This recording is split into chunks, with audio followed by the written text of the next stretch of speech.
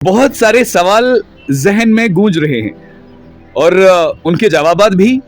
अब चूंकि मेरे जवाबात शायद हातिमी ना हूं, इसलिए सोचा आप सबसे बातचीत कर लूं, आपसे वो सवालात शेयर करूं। गाइज, मुझे काफ़ी दिनों से बहुत सारे एस्पायरेंट्स की कॉल आ रही है। जम्मू एंड कश्मीर की डिरेल्ड यूथ, ये अगर बात करूं तो बिल्कुल सही होगा। उनका कहना है कि सर, हमारा क्या कसूर है?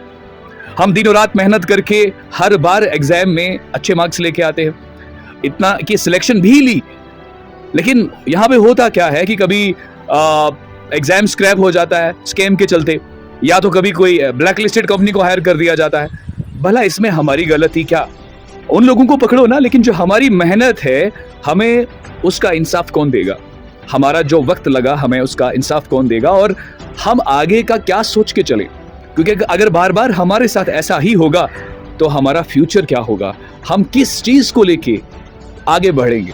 तो ये कुछ सवालात हैं और ये जवाबात जो है हर एक शख्स अपने हिसाब से जवाब दे रहा है।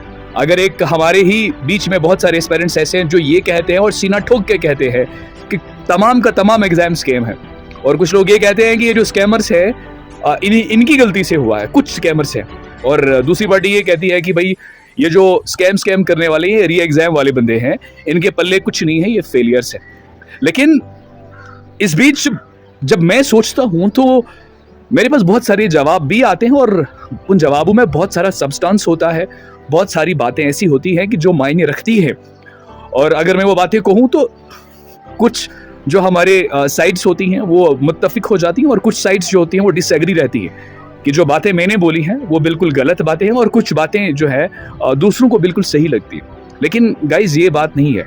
अगर हमने रियलिटी को देखना है, अगर हमने सच्चाई को देखना है, तो हमें हर एक नुक्ताए नज़र को देखना पड़ता है, हमें हर डायमेंशन से चीज़ों को देखना पड़ता है।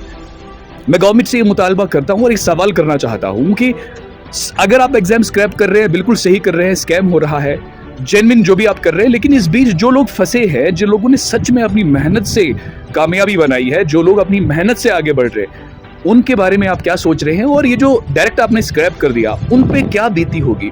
आपने तो इंसाफ का बोलबाला कर दिया। स्कैम को आपने कहा कि अगर 1% भी स्कैम है तो हम एग्जाम को स्क्रैप कर देंगे, लेकिन वो कहते हैं ना, अगर आपने किसी एक शख्स के साथ भी नाइंसाफी करी है तो वो पूरी इंसानियत के साथ नाइंसाफी के बराबर है। और ऊपर से तो आप भारत में रहते हैं और भारत की डेमोक्रेसी, कॉन्स्टिट्यूशन तो इतना प्यारा है कि यहाँ पे आप किसी एक सिंगल सिटीजन को भी साइड लाइन नहीं कर सकते, किसी भी एतबार से आपको उसको भी जस्टिस देना पड़ता है।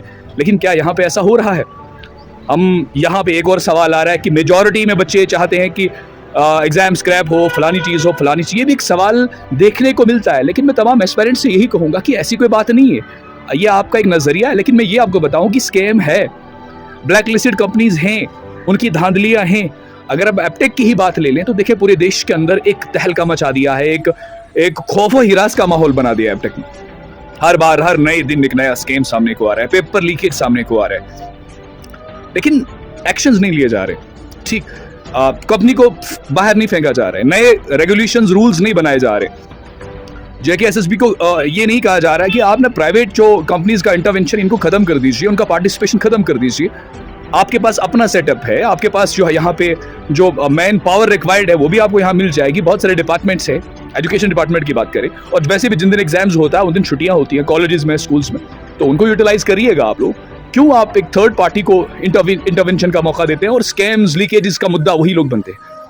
और साथ में एक और बात मैं आपको बताया चलूं कि ये जो जेकेएसएसबी है ना, इस पर भी कार्रवाई होनी चाहिए। इसके जो पिछले ऑफिशियल्स हैं, या जो आज के ऑफिशियल्स हैं, या जो लास्ट टाइम सीबीआई ने जिन ऑफिशियल्स को शॉर्टलिस्ट किया था एक्यूज लिस्ट में, जिनमें कुछ केस ऑफिसर्स भी थे, सेक्शन ऑफिसर्स भी थे, और दीगर छोटे मोटे कर्मचारी भी थे, तो उन पर भी कार्रवाई कसी जानी चाहिए। एक जुडिशियल इंक्वायरी होनी चाहिए और उनका भी पर्दाफाश होना। खुद जेकेएसएसबी पे भी कार्रवाई होनी चाहिए, ताकि जेकेएसएसबी क्रेडिबिलिटी के उन लेवल्स तक पहुंचे कि जब जम्मू एंड कश्मीर की यूथ को ये भरोसा हो कि अब हम सही हाथों में। फिलहाल ऐसा देखने को नहीं मिल रहा।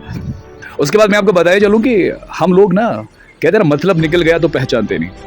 मैंने ट्विटर पे देखा और भी बाकी सोशल मीडिया के माध्यम से बहुत सारे बच्चे डॉक्टर सुब्रमण्यम स्वामी पे उंगलियां उठाना शुरू कर दिए कि भैया जी ये क्या कर दिया आपने, अगर आपसे नहीं हो पाता तो आपने ऐसा क्यों किया, और भी बहुत सारी बातें। आप टेलीग्राम्स की बात करो, मैं कई बार जगह पे गया, इवन कि मेरे यहाँ मेरे माध्यम पे बच्चों ने बोलना स्टार्ट कर दिया। गाइस, मैं आपको बताया चलूं कि आप लोगों को शुक्रगुजार रहना चाहिए उनका, डॉक्टर स्वामी जी का। उन्होंने आपके मुद्दे को हाईलाइट किया, उन्होंने आपके मुद्दे को एक रोशनी बख्शी, आपके मुद्दे को अपने बलबूते पे ऑनरेबल सुप्रीम कोर्ट लेके गए। आपको मालूम है वो एक केस की हियरिंग के लिए बहुत सारा पैसा चार्ज करते हैं, लाखों में, 15, 16, 17, 18 लाख रुपए। लेकिन अपना वक्त ज़ाया करके, अपनी टीम का वक्त ज़ाया करके उन्होंने हमारे लिए वक्त निकाला।